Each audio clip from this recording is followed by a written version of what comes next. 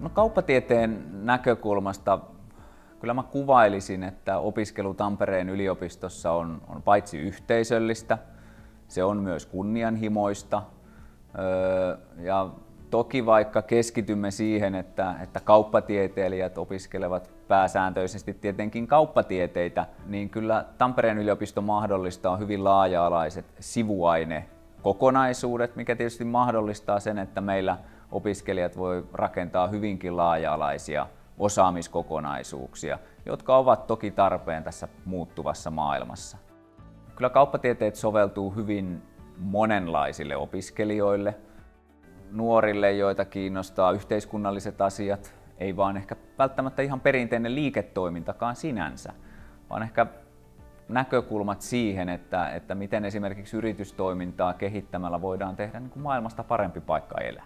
Opiskelijoita kiinnostaa hyvin laajasti erilaiset yhteiskunnalliset ilmiöt, ympäristö, vastuullisuus, kestävyysteemat, toki perinteisten tämmöisten niin kuin kauppatieteellisten niin kuin asiantuntijatehtävien ohella. Ehkä on hyvä niin kuin korostaa myös sitä, että ei ole olemassa mitään yhtä niin kuin muottia kauppatieteen opiskelijalle tai semmoista niin kuin taustaa, stereotypiaa, millainen on kauppatieteen opiskelija. Meillä on introvertteja ja meillä on ekstrovertteja ja meillä on analyyttistä osaamista arvostavia opiskelijoita ja siihen pyrkiviä, mutta toisaalta meillä on myös hyvin niin kuin luovia ajattelijoita. Et hyvin niin kuin rikas ja monimuotoinen on se kauppatieteilijöiden opiskelijoiden tausta. No, meillä kauppatieteissä missionamme on kouluttaa opiskelijoista laaja-alaisesti ajattelevia liiketoiminnan asiantuntijoita. Kauppatieteiden opintojen ohella opiskelijoilla on mahdollisuus sitten opiskella vaikka politiikan tutkimusta tai hallintotieteitä tai miksei sitten myös esimerkiksi teknisempiä tieteitä, jotka nyt ovat myös hyvin relevantteja tietenkin mitä suuremmassa määrin suomalaisessa yrityskentässä. Kyllä meillä työelämäyhteistyö on hyvin monimuotoista. Oikeastaan ihan alkaen ensimmäisestä vuodesta lähtien. Esimerkkinä, niin itse olen niin kuin kuluneenkin lukuvuoden aikana, niin minulla on ollut mahdollisuus ohjata opintojaksojen aikana opiskelijaryhmiä latauspalveluja tarjoavan yrityksen johtamisjärjestelmän kehittämisessä. Me ollaan opiskelijoiden kanssa kehitetty Särkänniemeen uusia konsepteja ja myöskin sitten autettu hyvin semmoista pientä kivijalkakauppaa Tampereen ydinkeskustassa kehittämään myyntiä.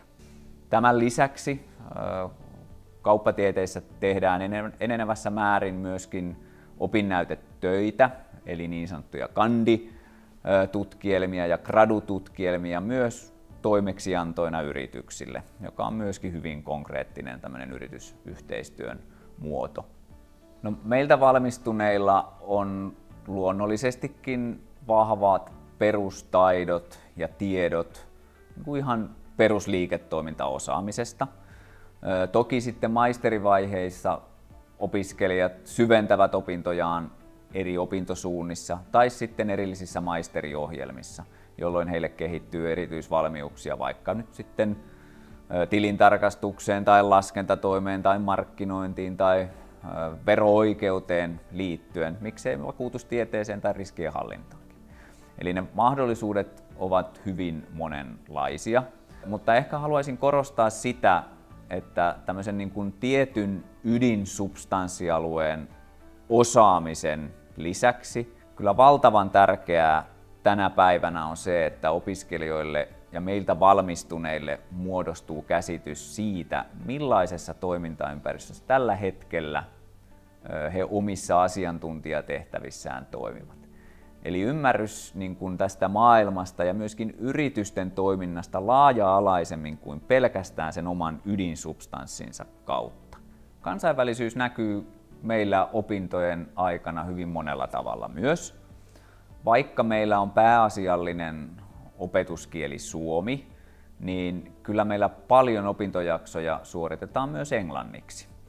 Ja toki eri opintojaksoilla tehdään paljon esimerkiksi harjoitustöitä, erilaisia case-tehtäviä osana kansainvälisiä opiskelijaryhmiä, jolloin opiskelijoille tulee kykyä ja osaamista toimia myöskin hyvin tämmöisissä eri kulttuurillisista kokoonpanoista koostuvissa opiskelijaryhmissä, mikä on tärkeä osa myöskin tätä kansainvälisyyttä.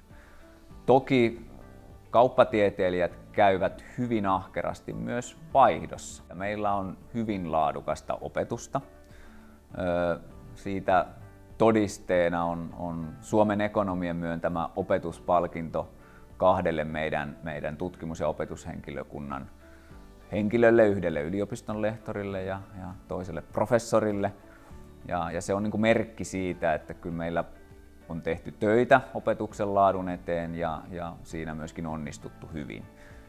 Ja saatu myös hyvää palautetta meidän opiskelijoilta luonnollisestikin.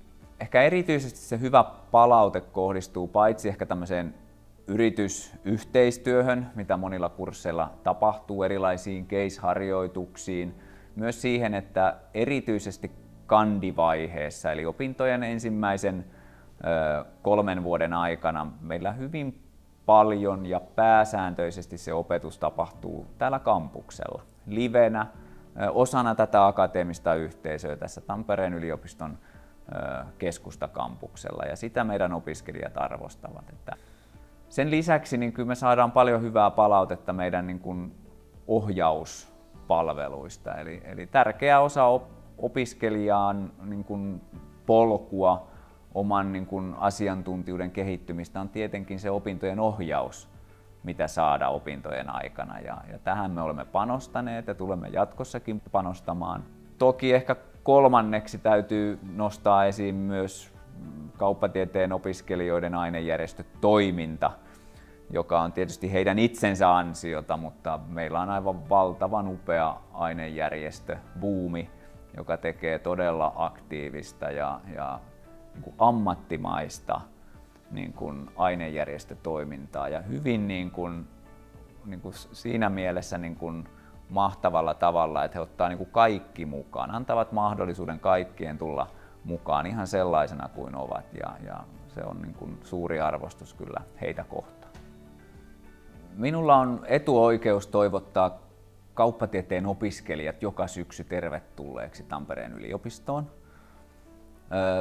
Pari vuotta sitten, kun tein tämän ensimmäisen kerran, päädyin siihen, että minäpä kysyn LinkedIn-verkostoltani, te olette olleet työelämässä pitkään, mitä te haluaisitte sanoa yliopisto-opintonsa aloittavalle nuorelle opiskelijalle neuvona?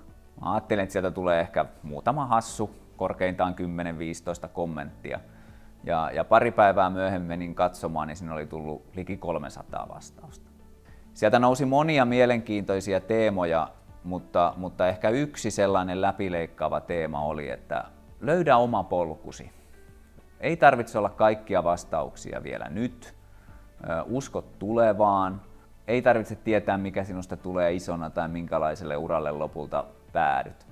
Vaan tärkeintä on niin kuin lähteä liikkeelle, ottaa niin kuin rohkeasti osaa opiskelijaelämään ja antaa elämän kantaa.